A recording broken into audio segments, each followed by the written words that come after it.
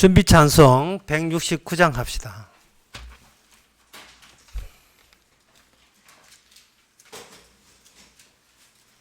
169장입니다.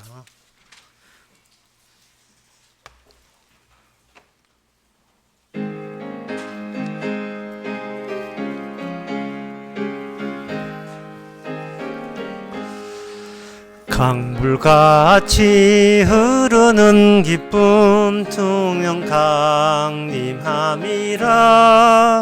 정결한 맘 영원하도록 주의 거처 되겠네.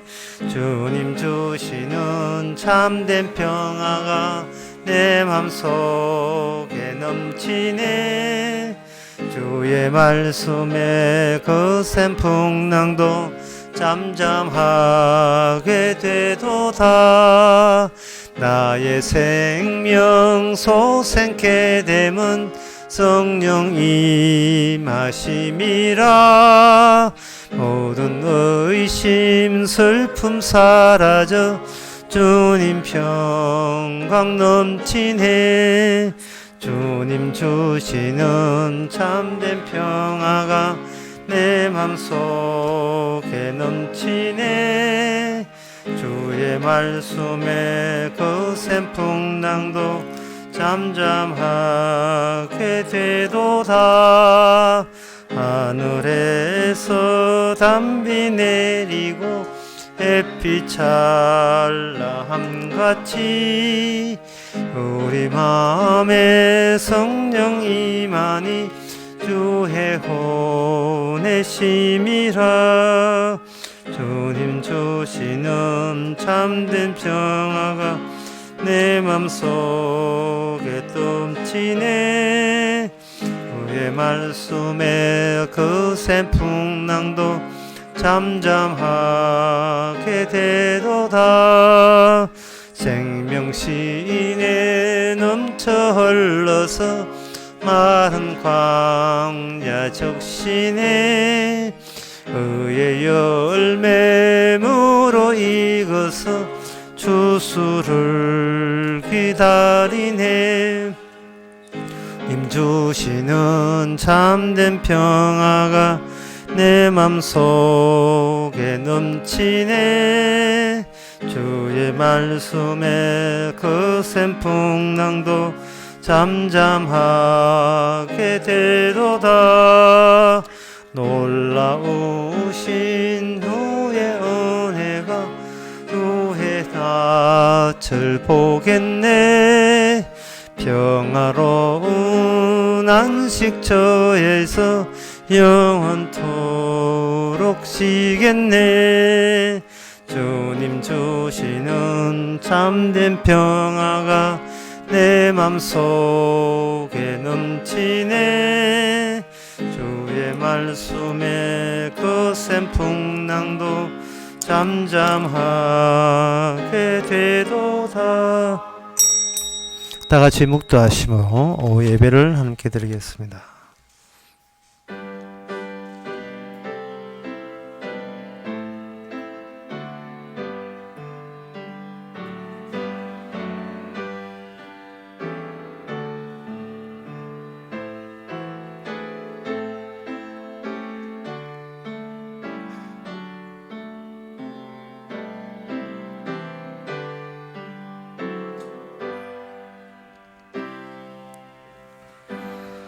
여호와께서 좋은 것을 주시리니 우리 땅이 그 산물을 내리로다. 의가 주 앞에 행하며 주의 종족으로 길을 삼으시로다.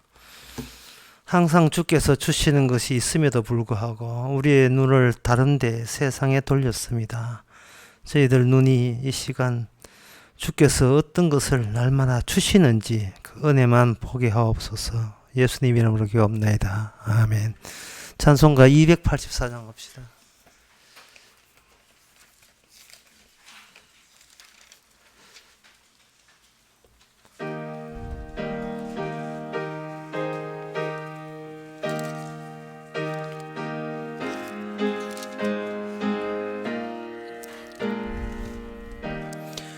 주 예수 해변서 떡을 떼사 우리를 먹이어 주심같이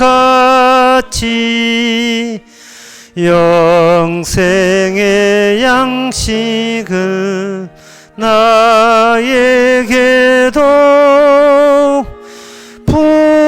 풍족히 나누어 옵소서. 생명의 말씀인 나의 주여, 목말라 주님을 찾나이다. 해변서 무리를 먹임같이 갈급한 내 심령 채우소서. 내 주여 진리의 말씀으로 사슬에 얽매인 날 풀어사 내 맘의 평화를 누리도록 영원한 생명을 주옵소서. 성령을 내 맘에 보내셔서 내 얻은 영의 눈 밝히시사 말씀에 감추인 참 진리를 깨달아 알도록 하옵소서. 아멘.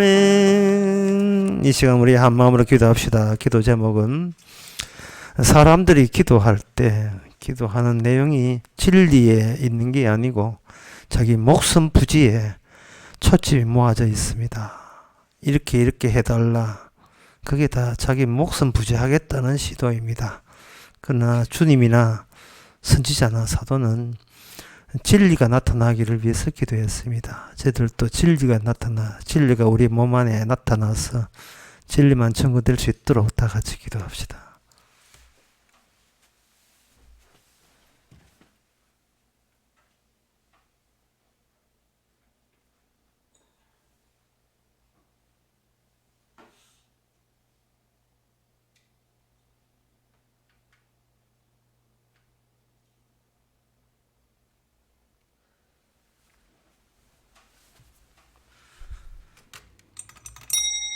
하나님의 아버지, 주님은 내가 곧 길이요 진리고 생명이라 했는데 그 진리와 생명의 길이 우리로 인하여 막히지 않게 하옵소서.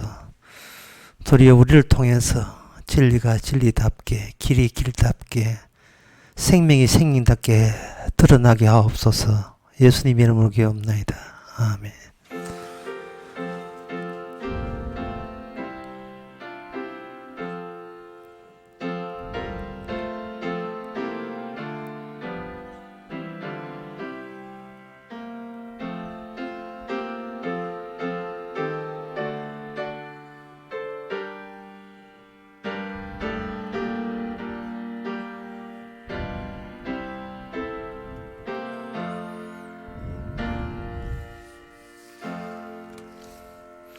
하나님 말씀 보겠습니다.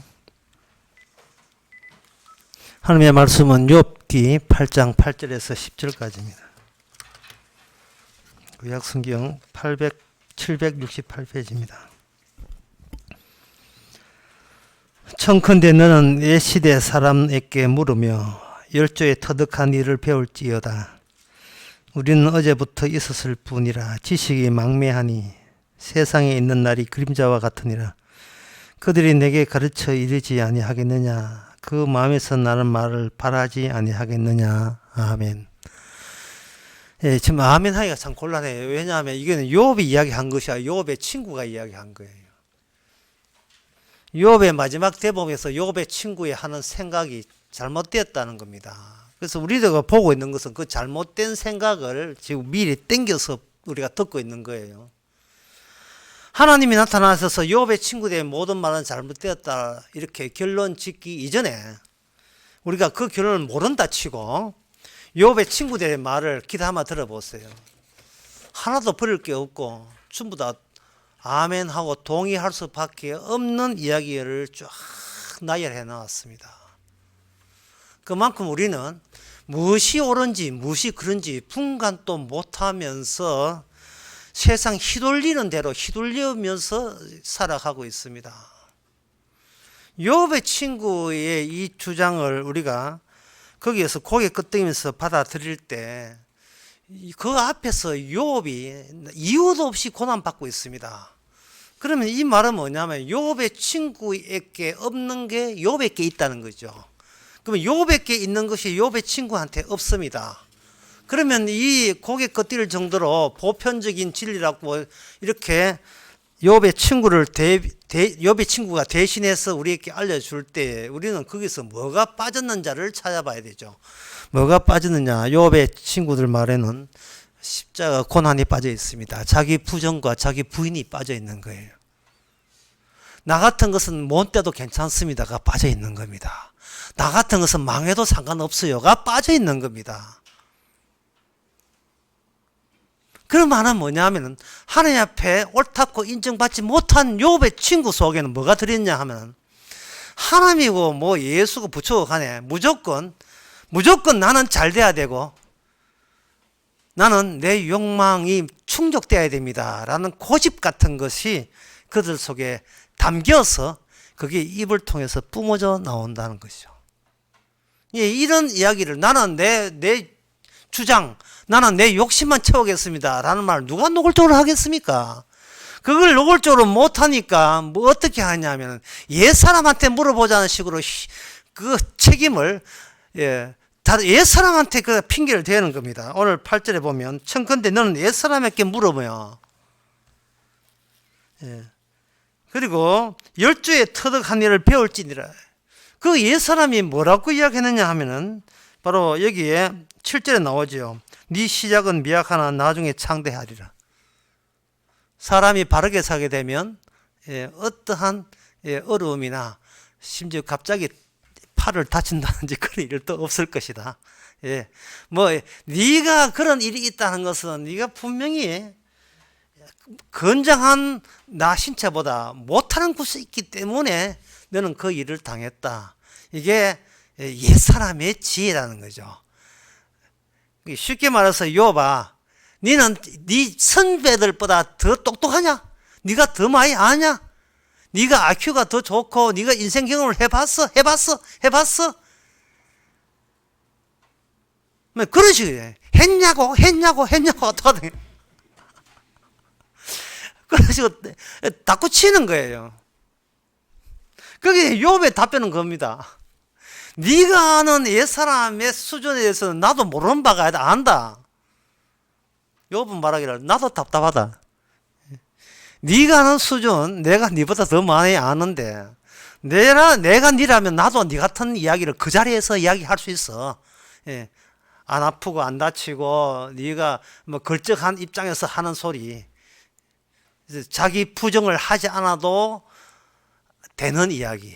과연 나의 분인과 나의 부정이 포함되지 않는 게 그게 진리였을까?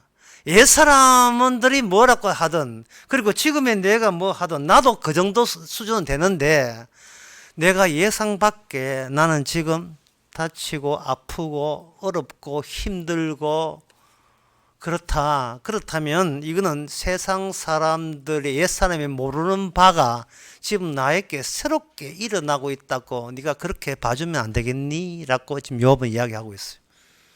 그러면 이 욥에 일어난 이 고난 문제는 옛사람과 연결 지으면 안 돼요. 링크하면 안 돼요. 그러면 뭐냐 하면은 미래에 일어날 일과 연결지어서 해석이 돼야 되는 겁니다. 그 현재도 아니고 그 미래에 일어날 일을 연결지어야 돼요. 그러면 여기서 현재는 뭐고 과거는 뭐고 미래는 뭐냐? 시간의 정체라는 책이 있어요. 그 요약한 것을 제가 십자가마에다가 그 올려놨습니다. 시간의 정체라는 그 책에 보게 되면 인지과학 또 인지철학에서 뭐라고 시간은 뭐 어떻게 보느냐 하면은 나무를 볼 때 내가 이 현재에 있는 내가 나무를 보게 되면 그거는 과거가 되고 그리고 내가 그 시선을 키워서 숲을 보게 되면 그건 미래가 된다는 이야기를 했어요. 상당히 어려운 이야기죠. 이 말은 사람은 뭔가 현재라고 생각이라고 우기지만 따지고 그걸 안에 내용을 뜯어보면 전부 다 과거 이야기예요. 그러니까 옛사람을 자꾸 거론하는 것은 이미 자기 자신이 옛사람이 자기 안에 들어있어요. 자기 안에 노인네가 들어있다고 보시면 되는 겁니다. 옛사람의 일을 하는 것에 대해 동의한다? 거짓말입니다. 옛사람 하는 일에 동의하는 것이 아니고 옛사람이 이야기한 가운데서 내가 동의하고 싶은 것을 내가 마치 옛사람이 이야기했다고 우회해서 일방적으로 그렇게 자기가 취득하는 거예요. 인간의 자기 현실 구성에 있어서 필요한 것들을 채택해가지고 뭐를 꾸미냐, 마네킹 같은 자기를 장식하는 거예요. 데코레이션 하는 거예요, 자꾸. 어릴 때 우리 어머니께서 양품점을 해가지고 우리 집에도 마네킹들이 있었어요. 그 마네킹들이 있는데 아침 되면 어머니께서 그 여자 마네킹에다가 옷을 이렇게 새로운 제품을 가지고 서울 동대문시에서 떼어가지고 그걸 가서 옷을 이렇게 딱 하는 거예요. 근데 옷이 늘 다른 겁니다. 옷이 달라요. 대구 비산동 방촉구장 많을 때 그 여공들이 와가지고 외상으로 많이 사갔죠. 참 그때 좋았는데 참 돈 끌었는데 그렇게 해서 그 마네킹 옷을 할 때 과연 그 옷이 마네킹이 본인 옷이 아니고 계속해서 그 옷은 벗겨지고 까발려지는 거죠. 안에는 아무것도 없이 벌거벗은 거예요. 인간은 자기 자신의 욕망은 있으면서 그것이 남한테 노출되지 않기 위해서 자기 자신의 본심을 가리는 식으로 계속해서 세상 끝에 옛사람, 이게 상식이잖아. 유명한 사람, 천재들이 이야기한 거야. 어느 논문에 보면 그런 게 있어요. 계속 자기를 꾸미지만 그 꾸민다는 것은 자기 본인과 자기 부진과는 점점 거리가 멀어지는 지금 행동을 보여주고 있는 겁니다. 그렇게 교회에 와서 사람 베린다는 말, 그런 말이에요. 교회에 와서 자기의 본 모습이 나와야 되는데 지 잘남이 점점 더 두께가 두꺼워요. 완전히 제주도 흑돼지 같아. 기름이에요. 삼겹살, 오겹살 계속해서 자꾸 찌는 겁니다. 유선의 수법을 교회 와서 배우는 거예요. 말씀으로 배우는 겁니다. 이것은 어떤 특정 교회를 말하는 게 아니고 디모데전서 1장 4절에 보면 그 당시 유대인들이 다 그랬어요. 1장 4절에 보면 디모데에게 당부하기를 1장 3절 내가 마게도냐 갈 때 너희를 권하여 에베소서에 머물러 한 것은 어떤 사람들을 명하여 다른 교훈을 가르치지 말고 신화와 끝없는 족보에 착용치 말게 하라. 끝없는 족보 이야기, 신화 이야기, 전통적인 이야기, 옛사람께 물어라. 그것 가지고 논쟁을 벌이는 사람들이 있더라 이 말이죠. 말로는 우리가 뭐하냐, 역시 선조들이 지혜가 많다 이런 식으로 핑계대면서 자기 자신을 까발리는 것이 아니고 덮기에 급급하는 겁니다. 덮기에 급급하는 거예요. 그러나 요한계시록에 보게 되면, 요한계시록 참 어려워요. 요한계시록에 보게 되면 그 요한계시록에 나오는 사도 요한은 자기 자신이 훌륭하다, 대단하다, 나는 이렇게 바르게 살았다가 아닙니다. 요한계시록에 나오는 사도 요한의 관심사는 뭐냐 하면은 이미 종결된 책의 내용에 관한 건 문제예요. 책의 내용에. 요한계시록 5장에 보면 오른손에 내가 보니 오른손에 책이 있으니 이 책이 나와요. 책은 모든 시간 안에서 그 책 안에서는 정지가 되어 있습니다. 과거, 현재, 미래 없어요. 그게 정답이 그 안에 다 들어 있습니다. 책 안에 정답이 있다는 말은 더 이상 이 세상에 뭐 기다리고 자시고 할 것도 없어요. 책의 내용대로 진척이 되는 겁니다. 그 책의 내용이 미래에 주어질 그 일, 계시를 빗방울로 봅시다. 미래에 주어질 빗방울이나 과거에 주어질 빗방울이나 지금 나에게 주어진 빗방울은 한결같다는 겁니다. 그것은 뭐냐? 예수 그리스도의 어린 양이죠. 예수님의 피 흘린 어린 양. 그 피로 희게 된 사람만 천국 간다는 그 내용이 과거나 지금이나 현재나 동일하게 주어진 겁니다. 그러면 그 내용에 대해서 과거는 뭐냐? 곡해한 거죠. 욥의 친구들은 곡해한 겁니다. 오해한 겁니다. 하나님의 계시를 오해한 거예요. 내 잘났다, 내가 어느 정도 잘났다의 이용물로 사용한 거예요.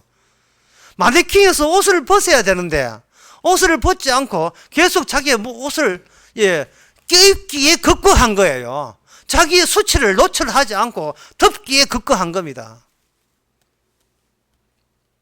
오죽 답답했으면 김종환 또 말했겠습니까? 사랑 앞에서 옷을 벗었다고 이야기. 사랑을 위하여. 난 그대 앞에서 옷을 본다. 이 말은 뭐냐 하면 난 아무것도 내가 가리는 그런 구차한 작업은 당신 앞에서는 나는 중지했다. 나는 그 짓을 하지 않겠다. 내가 어떤 인간이든 그게 중요하지 않다. 주님이 누구십니까? 내게 중요하다. 바로 그것이 바로 그 당시 욥에게는 그게 일어난 거예요. 다시 말씀드리겠습니다. 욥의 친구가 그만큼 위선에 두껍다는 말은 욥도 똑같은 거예요. 다만 이상하게 욥한테는 이게 특혜인지 복인지 모르겠습니다만 그 감추어 있었던 그 옷들을 다 뜯어내는데 그게 얼마나 아프겠느냐 말이죠. 그동안 그게 자랑거리였잖아요. 그게 자랑거리였다고요. 제가 어느 그런 댓글을 달았습니다만 밥으로 유지되는 목숨은 그거는 생명이 아닙니다. 그거는 버릴 폐지요. 버릴 카드라고요. 밥으로 유지되는 목숨은. 근데 사람들은 생명을 모르는 사람들은 내 목숨이 그게 다가기 때문에 그 버릴 카드에다가 자기 자존심을 실어버립니다. 싣고 거기에다가 자기 이름을 사인까지 해요. 이제 사나 죽으나 그 목숨만 붙들어야 된다는 거예요.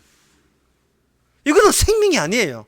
그러면 지옥이라 하는 것은 죽어서 지옥이 아니라 살아있을 때부터 이미 시작된 겁니다. 지옥 생활이라는 것은. 브레이크도 없어요. 그냥 미끄러져 가요. 지옥으로. 믿는 그 가정에서 한 사람은 믿고 한 사람은 믿고 안 믿는 사람이 대화가 안 되는 이유는 그 하나밖에 없습니다. 안 믿는 사람은 뭐냐 하면은 내 목숨 부지하는 것을 그 전제로 해서 이야기를 하는 겁니다. 교회 가서 우리한테 하나님 뭐 도와줬더노? 뭐 도와주는데 자꾸 교회 가냐? 교회 가는 게 이 크로스 이 난리치에 꼭 그렇게 가가지고 네 옮기고 우리 집안 다 옮겨야 네가 속이 시원하느냐? 그렇게 해서 속이 시원하느냐?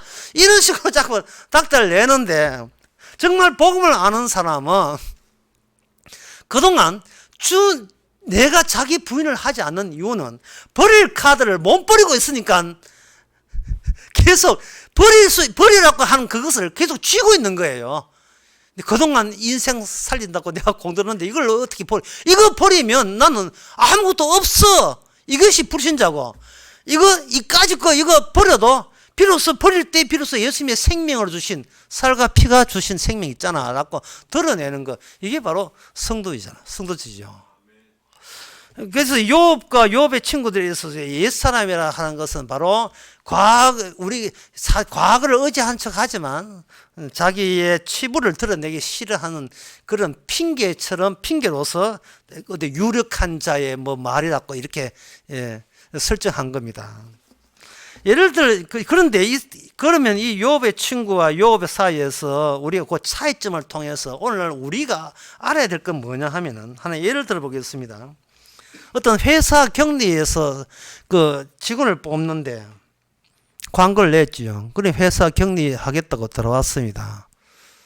근데 회사가 좀 수상한 기운이 있는데 내가 격리하면서 월급 받으면 그만이지라고 그 회사에 성큼 들어갔어요. 그런데 그 격리가 하는 일이 뭐냐면은 회사의 비리를 세워서한테 안 들키기 위해서 교묘하게 짜라는 그런 지령을 받는 일에 자기가 공범으로 뛰어드는 셈이 되었죠. 막상 격리를 해보니까 그런 거예요. 물론 월급은 따박따박 나오죠. 그러나 하는 일은 뭐냐 하면은 비리를 교묘하게 안 들키게 하라는 또 이중장부하든지 어떻게 수단껏 해가 우리 회사 비리가 안 들키고 세금 적게 나는 방법으로 네 경리를 장부 조작하는 그게 지시란 말이죠. 그러니까 그 격리사원은 이번 달만 하고 그만두겠다. 뭐 백날 캐도 회사에서는 이번 달만 하세요. 하라고 새로운 광고를 냈다. 그래, 이번 달만 그만두세요. 다음 또 격리사원 내 광고 냈잖아. 근데 광고 내고 새로운 사원을 왔는데 그 사람이 인수인계 하면서 가만히 들어보니까 이게 그냥 격리 보고 월급 받고 격리 받고 월급 받는 식이 아니고 손을 조작을 해야 될 것까지 요구한다는 사실을 알고 인수인계 받다가 이틀 만에 튀어나와 버렸어요. 근데 본인은 또 발을 못 빼는 거예요. 책임감 때문에. 그럴 때 그 사람이 이렇게 공궁에 빠진 격리하는 사람이 하나님을 믿는 사람이라고, 복음을 아는 사람이라면 어떻게 기도하겠습니까? 하나님이 왜 저러 하면 이런 질곡에서, 질곡에 빠뜨렸습니까? 내가 성질이 너무 더러워서 인간성 고치려고 이렇게 했습니까? 왜 이렇게 힘들게 합니까? 라고 이야기할 거예요. 성도라면, 복음을 아는 사람이라면. 이게 바로 욥이 빠져있는 공궁이에요. 남 탓할 게 아니라 본인이 해결점이 없다는 데서 오는 난감함. 본인은 어떤 해답이 없다는 거. 이거는 본인이 원한 게 아니에요. 하다 보니까 그냥 취직해서 격리 일 보고 월급만 받아야 된다는 단순한 생각으로 그 회사 갔는데 주어진 것은 덥석 뭔가 어떤 굴레에 빠져버린 겁니다. 지금 아무 소리 안 하고 보니까 세상 다 그리 사는 모양이네, 지금. 그냥 공짜로 돈 못 벌어 모아야지, 공짜로. 예. 이제 졸업증명서 유지하든지 무슨 모든 장소에서 비리와 불의가 얽히고 설켰던 거기에 공범했다는 조건 하에 월급 받는 거. 예, 그 조건에 같이 공범자가 된다는 조건 하에 따박따박 월급이 나온다는 이 현실 속에 목사님 어떻게 하면 좋겠습니까? 제가 한 답변은 간단합니다. 아주 단순해요. 달이 왜 있는지 하고 연관지어서 네 인생 생각해 본 적이 있나? 이게 욥이 하나님의 답변이에요. 너는 과거만 생각하는 게예요. 숲을 보지 못하고 나무를 보는 겁니다. 그래서 내 문제 해결은 과거에 내가 익히 아는, 옛사람이 익히 아는 선에서 해결을 하려고 지어보니까 이 발을 뺄 수가 없지요. 왜? 자기는 고난 받을 필요 없고 이 인간 작자들과 함께 범죄를 될 필요 없을 정도로 나는 괜찮은 존재라고 생각하죠.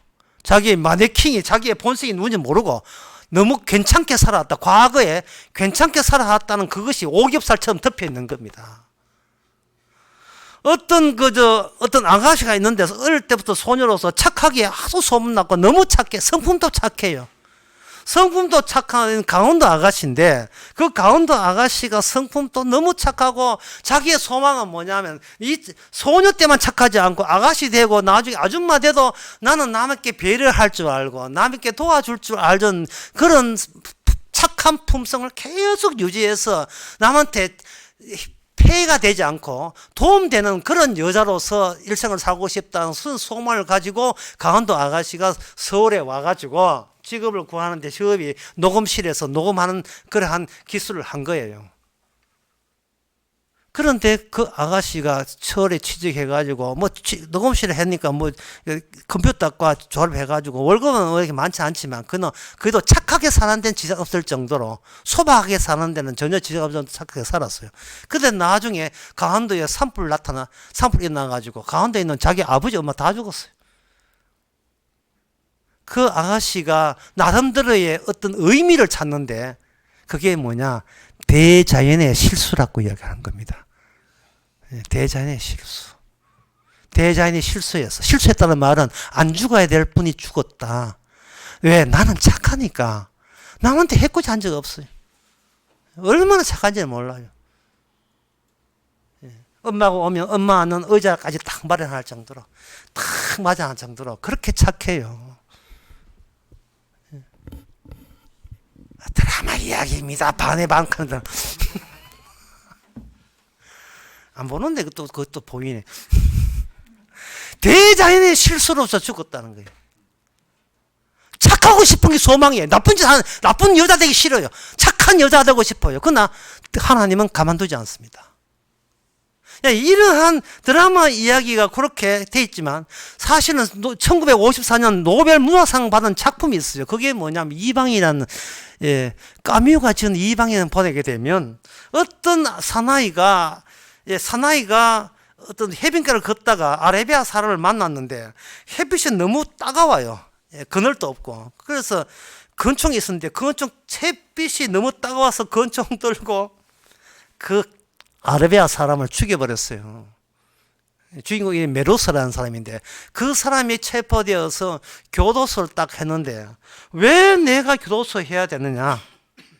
도대체 이유를 모르겠는 거예요. 사형 날짜가 가까이 오고 밤중에 보니까 별이 하나, 창틀에 별이 하나 딱 떴습니다.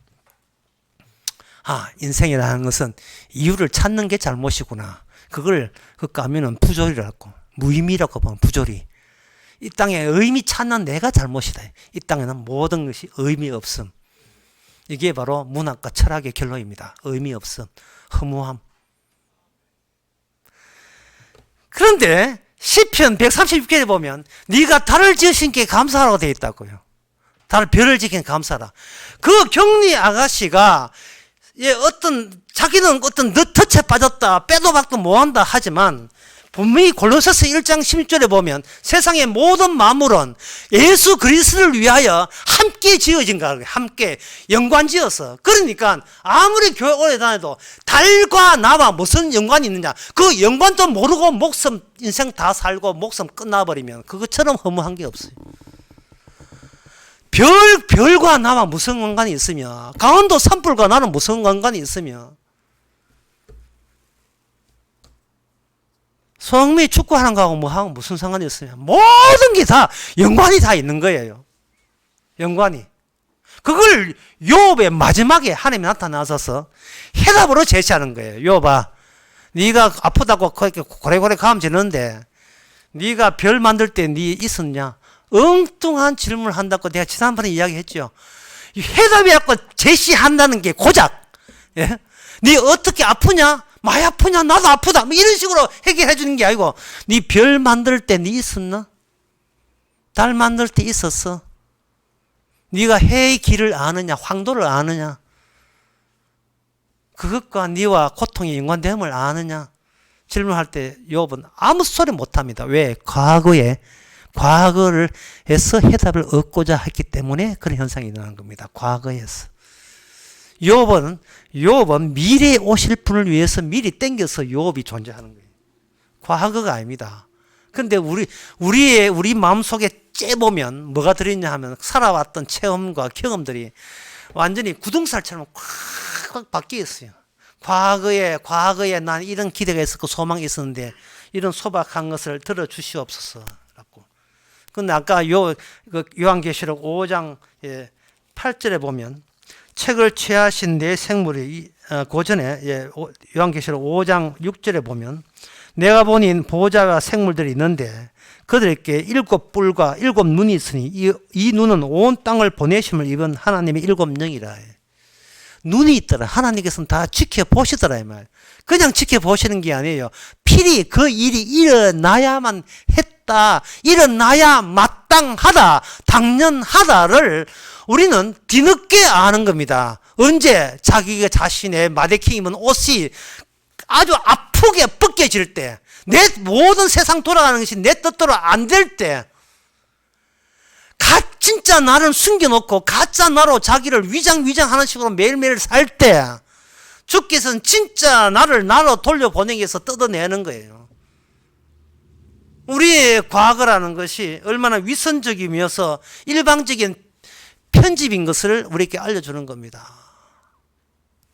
여기서 편집이라는 말을 제가 했는데, 이 편집이라는 말에 현대 과학에서 유용하게 쓰일 때가 있죠. 그게 뭐냐, 크리스퍼라는 편집 기술, 유전자 편집 기술이 발달되었어요.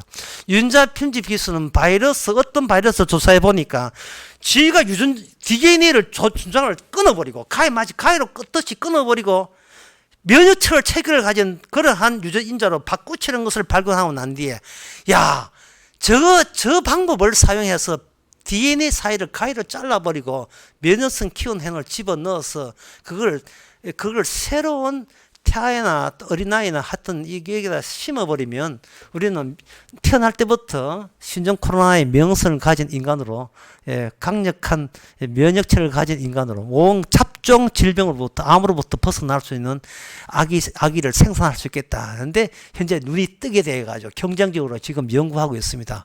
이게 잘라버리는 거죠. 그러면 요백게 뭐냐? 요백 고통을 준다는 것은 요백게 빈자리를 만드는 겁니다. 빈자리를 만들고 예수님이 있던 십자가를 편집 기술로 요백게 미리 앞당겨서 그걸 집어넣는 거예요. 요한복음 8장 56절이 거기에 대한 힌트가 나와 있습니다. 너희 56절에 보면 너희 조상 아브라함은 나의 때 복기를 즐거워하다가 보고 기뻐했느라. 아브라함은 미래적이죠. 유대인들 가로되 네가 아직 50도 못 되었는데 아브라함을 보았느냐? 예수께서 가라사대 진실로 너희에게 이르노니 아브라함이 나기 전부터 내가 있었다. 완전히 하나님의 계시책에서는 과거 시간 이렇게 완전히 거기 수습되어 중지되어 있죠. 다만 하나님의 보는 눈이 있어가지고 하나님의 지시에 있어서 아브라함은 아브라함다워야 되고 마땅하게 아브라함다워야 되고 욥은 마땅하게 욥다워야 되는데 그 안에 들어있는 DNA, 그 안에 있는 모든 변화되는 것은 장차 예수 그리스도를 미리 땡겨서 집어넣는 겁니다. 그러면 오늘날 우리에게도 마찬가지야. 우리도 마찬가지죠. 우리 안에도 주님의 십자가가 들어오게 되면 그러면 우리는 어떻게 달라지는가? 예수님이 악마를 어떻게 이겼고 악마는 예수님을 어떻게 공격했느냐는 그 DNA 요소를 우리 안에다가 빈자리를 만들고 거기다가 집어넣어 버리는 거예요.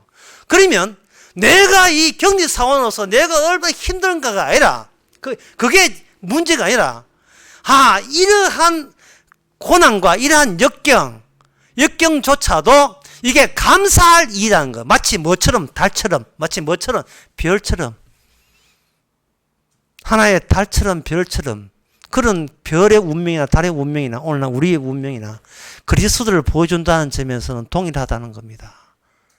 까미처럼 노벨문학상 까미처럼 모르겠다, 무의미하다, 의미 찾는 것도 잘못이다 라는 그런 식으로 해답을 내릴 게 아니라 분명히 하나님께서 친히 예수 그리스도의 십자가를 집어넣고 움직이는 십자가, 움직이는 계시, 움직이는 말씀으로 우리를 다루고 있다는 겁니다.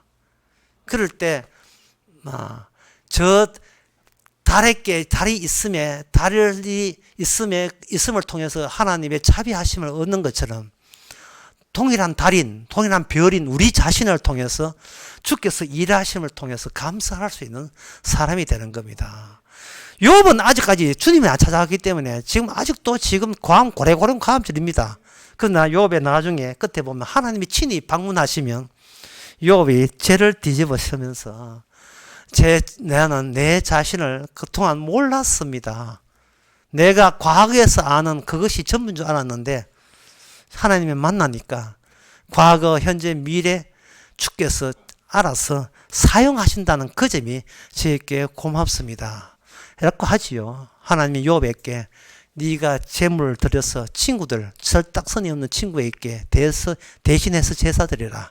너의 할 일은 모르는 사람에게 대신해서 희생하는 희생의 기능을 너는 했느니라. 이게 욥의 중간 과정과 결말입니다. 기도하겠습니다.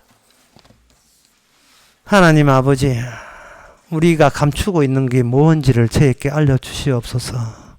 짜증내고 불만하고 항의하고 대들고 아직도 우리 자신만 쳐다보기에 그런 현상이 일어나는 줄 압니다.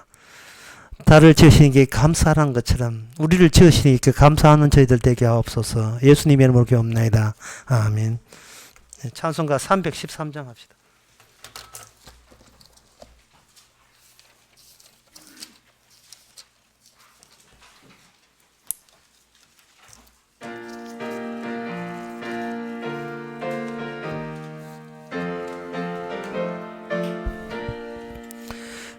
갈 길을 밝히 보이시니 주 앞에 빨리 나갑시다. 우리를 찾는 구주 예수 곧 오라 하시네. 죄악 벗은 우리 영혼은 기뻐 뛰며 주를 보겠네. 하늘에 계신 주 예수를 영원히 섬기리. 우리를 오라 하시는 말 기쁘게 듣고 즐겨하세. 구주를 믿기 지치 말고 속속히 나가세. 죄악 벗은 우리 영혼은 기뻐 뛰며 주를 보겠네. 하늘에 계신 주 예수를 영원히 섬기리. 주 오늘 여기 계시오니 다 와서 주의 말씀 듣세. 듣기도 하며 생각하니 참 이치시로다. 죄악 벗은 우리 영혼은 기뻐 뛰며 주를 보겠네. 하늘에 계신 주 예수를 영원히 섬기리. 기도합시다. 지금은 우리 주 예수 그리스도 은혜와 하나님의 거진 사랑과 성령의 충만하심이 산다는 것이 얼마나 반칙을 유발하는 가운데 산다는 것을 깨닫고 그저 주신 생명에 감사하는 모든 성도에게 함께 계실지어다. 아멘.